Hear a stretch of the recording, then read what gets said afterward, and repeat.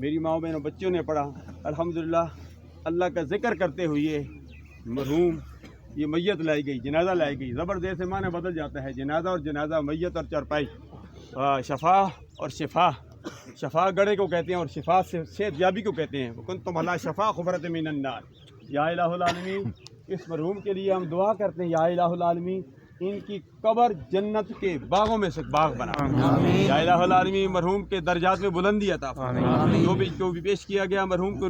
سال ثواب کا تقبل منظور فرما، یا الہ العالمین مرحوم کے درجات میں بلندی عطا فرما۔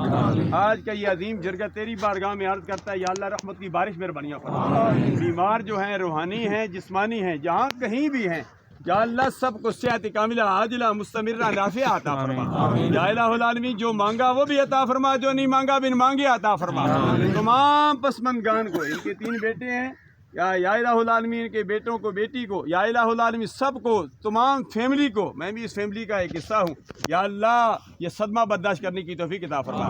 آئندہ کے لیے خیر فرما۔ مرحوم نے خوبصورت زندگی گزاری، نہایت ہی اعلیٰ اخلاق کے مالک تھے۔ سرکار نے فرمایا کہ اخلاق جو ہے یہ قیامت کے دن اخلاق کا بھی حساب ہوگا، تو ہمیں بدتمیزی نہیں بلکہ اخلاق کے ساتھ پیش آنا چاہیے۔ من لم یوقر کبیرنا من لم یوقر صغیرنا، جو بڑوں کا ادب احترام نہیں کرتا، چھوٹوں پر شفقت نہیں کرتا، سرکار نے فرمایا وہ ہمیں سے نہیں ہے۔ یا الہ العالمین ہم سب کو حقوق اللہ، حقوق العباد کی پاسداری کرنے کی توفیق عطا فرما۔ خدایا بحق بنی فاطمہ کے برقول ایما کنی خاتمہ، گردہ و تمرت کنی برقبول منو دست دامان علی رسول